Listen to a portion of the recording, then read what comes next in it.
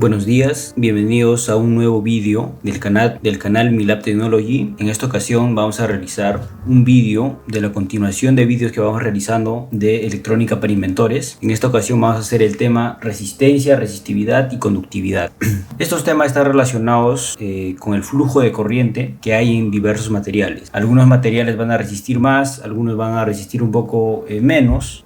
Algunos se les va a llamar conductores por sus cualidades que tienen este tipo de materiales para llevar por sí la corriente y ser buenos en este aspecto.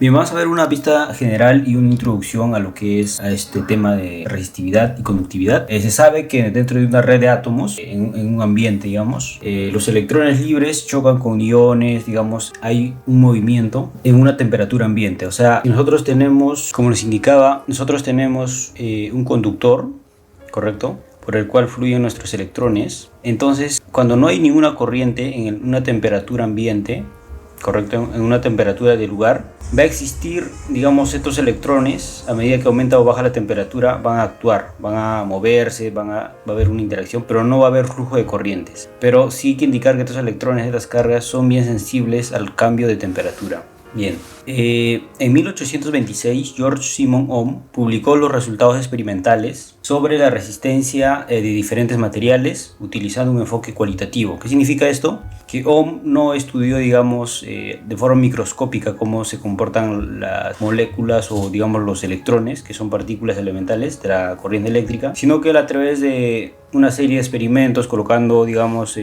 voltajes, observó cómo se comportaban distintos materiales y reaccionaban al flujo de corriente, ¿no? Eso es lo que hizo Ohm, y por eso la resistencia se le simboliza, digamos, él encontró esta relación, el cual era la relación de la resistencia. Esto quiere decir que es equivalente al voltaje sobre la corriente, y su símbolo es el omega, que lo llamamos ohm. La resistencia lo medimos en ohm, ¿no? Normalmente 220 ohm, 1 kilo ohm, etc. Hay distintos tipos de medidas. Bien, continuando, vamos a hablar acerca de la ley de Ohm. La ley de Ohm, como les indicaba, es esta medida que nos permite ver la cantidad de resistencia de un material resistivo, ¿no? Digamos, donde R es la resistencia expresada en voltios por amperio u ohmios, ¿no? Abreviado el símbolo griego omega. Un ohmio es la resistencia por la que fluye una corriente de 1 amperio cuando se le aplica un voltaje determinado, ¿no? Un voltaje. Si nosotros le aplicamos un voltio, entonces, y por aquí tenemos un ohm, entonces por aquí va a fluir 1 amperio, ¿no? Eso se trata, es la relación de 1 a 1 que existe del voltaje y la corriente, ¿correcto? Este es su símbolo, que muchos de nosotros lo conocemos cuando trabajamos con electricidad o electrónica, y pues es muy importante para el proceso de diseño e invención de circuitos electrónicos y eléctricos. Bien, la ley de Ohm no es realmente una ley, es decir, esta afirmación es sobre algunos materiales que se les llaman los materiales de tipo óhmicos. Estos materiales tienen la cualidad de, digamos, respetar esta relación en determinada temperatura, ¿no? Que es la relación, como hemos visto, de voltaje a corriente, de una manera como aquí nosotros lo tenemos, una relación de manera directa, ¿no? Entonces, pero también existen otro tipo de materiales que no cumplen con esta ley precisamente. Se llaman los materiales semiconductores, y estos materiales semiconductores no cumplen con esta ley óhmica. Por ejemplo, el diodo, si nosotros le aplicamos un voltaje externo, no necesariamente va a fluir corriente, ¿no? Entonces, a veces se comporta como, dependiendo de la forma como se le conecta, se comporta como un circuito abierto. Entonces, la ley de Ohm se puede aplicar únicamente a materiales óhmicos, o sea, es decir, en materiales cuya resistencia permanece constante en un rango de voltajes, ¿no? Que es la relación que tenemos aquí, esta relación matemática. Bien, ya hemos dicho que esto es el símbolo de resistor, y también tenemos la fórmula de la resistencia para, digamos, un determinado conductor. Normalmente los conductores tienen tipo cilíndrico, ¿no? Correcto. Si ese es un tipo de material óhmico, va a cumplir esta relación, ¿no? Ya que tenemos un voltaje variable. La resistencia va a ser igual a la resistividad del material, que es únicamente de los materiales, por L, que es la longitud, ¿no? La longitud, digamos, de nuestro conductor sobre el área que es de la sección. Bien, continuamos. Forma de un conductor y resistencia. Bien, aquí debemos tener en cuenta dos cosas, ¿no? De por sí, si nosotros tenemos un cable demasiado largo, va a tener una elevada resistencia. Entonces, a medida que el cable es largo, va a haber mucha dificultad en hacer fluir los electrones, entonces necesitará más voltaje. Bien, si nosotros duplicamos la longitud del cable, la resistencia también se duplica, ¿no? Entonces esto es directamente proporcional. Pero ¿qué pasa si nosotros ampliamos lo que es el área transversal? Entonces la resistencia disminuye y las cargas van a fluir de mejor manera, digamos, en este tipo de materiales. Bien, aquí nosotros tenemos que nosotros en la vida real nos vamos a encontrar con este tipo de cables AWG, el número 12 y el número 4, ¿no? El diámetro es 2.05 milímetros y el número 4 5.19 milímetros, que es más grueso. Al ser más grueso va a resistir mayor amperaje. Aquí tenemos el área, la densidad de corriente, ¿no? ¿Cuánta corriente puede pasar por esta sección? Acá es 30.000 amperios por metro cuadrado, que es 4.778 por metro cuadrado.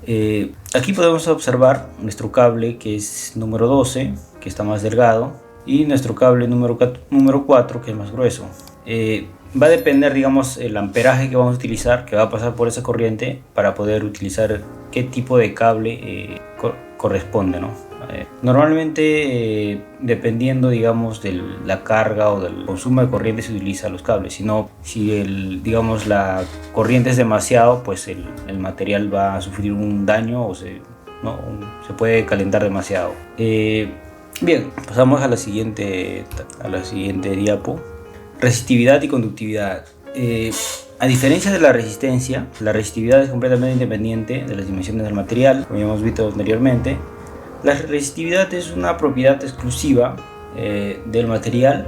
La resistividad se define de la siguiente manera. O sea, la resistividad tiene que ver mucho más con el tipo de material que es nuestro conductor, digamos, o el elemento que se quiera analizar. Y bueno, y obviamente los materiales que tienen mayor resistividad y los que tienen mayor conductividad son los aislantes, ¿no? Que son el teflón, la cerámica, y los metales, que son los conductores, y entre ellos unos tienen mayor características, digamos, prestaciones para esto, ¿no? Entonces esto lo podemos hallar dependiendo de cada material, donde la resistividad de cada material va a ser equivalente a R, que es la resistencia, por el área dividido sobre la longitud. Es lo que estábamos hablando de la resistividad de un material. Bien, la conductividad, digamos, es otra manera de hablar de la resistividad, sino más de manera, digamos, más referenciada a lo que son los materiales conductores, ¿no? Como en este caso el cobre.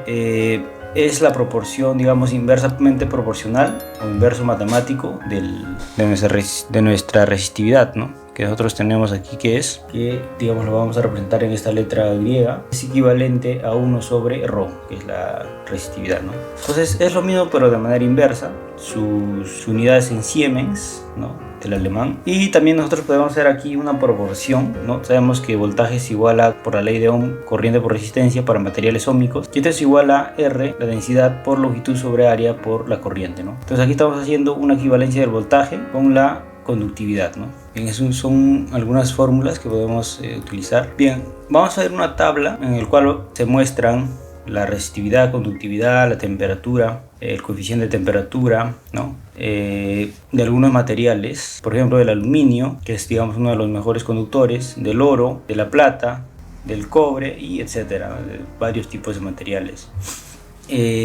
Uno de los mejores materiales, pues por su abundancia y sus cualidades, era el aluminio, que se usó en un inicio, pero debido a que en algunas aplicaciones, digamos, en algunas situaciones de temperatura, el material tendía, digamos, a perder ciertas cualidades y ocurrían algunos accidentes, ¿no? Entonces, por ese motivo que se eligió, digamos, principalmente el cobre, principalmente para todo lo que tiene que ver para transportar grandes corrientes eléctricas. Y luego tenemos los semiconductores, que, digamos, son materiales que en ciertas condiciones van a permitir el flujo de corriente. Y tenemos el germanio, el silicio, el carbono, el cual se va a necesitar mucho más voltaje para que pueda fluir corriente por esos elementos. Y luego nosotros tenemos lo que son los aislantes, ¿no? Se necesita muchísimo más voltaje para que pueda fluir, digamos, corriente. Tenemos el cuarzo, el teflón, que es uno de los materiales que más permiten, ¿no? Este tipo que son los más aislantes. Bien, luego vamos a pasar Las características importantes de la resistividad, dependencia de la temperatura, ¿no?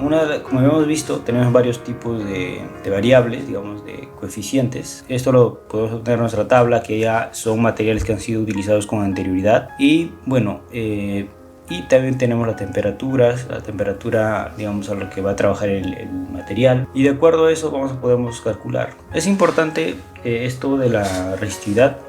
Como ustedes saben, existen los superconductores, y estos superconductores están muy cercanos al cero absoluto, ¿no? 0 grados, al cero absoluto, ¿no? Cero absoluto. Entonces, esta temperatura muchas veces se requiere para ciertas aplicaciones como supercomputadoras, otras aplicaciones que se hacen en ciencia. Muy importante esto conocer.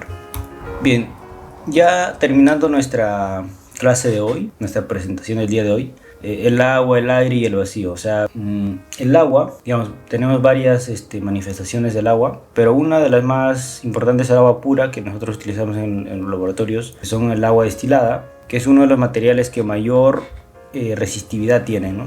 Entonces, si nosotros queremos hacer fluir corriente a través del agua, pues va a ser muy difícil, pues es uno de los materiales de más resistividad, el cual es de 2.5 por 10 a la quinta ohmiómetro, ¿no? Luego tenemos el agua con sal, que la resistencia va bajando. Piel humana, que la resistividad es de 5 por 10 a la quinta ohmmetro. En el caso de la piel humana va a depender más de las partículas de sal, de agua, ¿no?, que tenga la piel humana. ¿Y qué ocurre con el aire y el vacío? Digamos, si nosotros en el aire realizamos o elevamos el voltaje a través de placas o a través de cables, al elevar el voltaje vamos a ionizar el aire, ¿no? O sea, el aire está hecho de partículas, y por tanto, al ionizar el aire va a permitir en ese momento fluya corriente a través de él.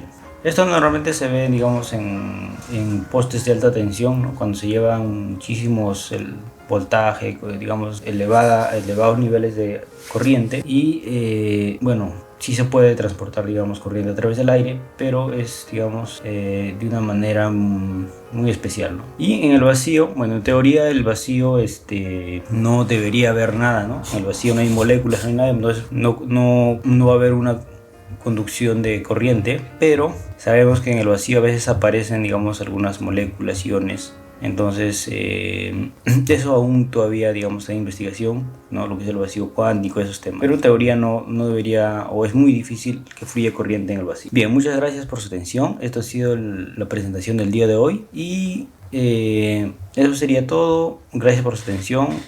Y suscríbanse y formen parte de esta comunidad de tecnología y ciencia. Muchas gracias.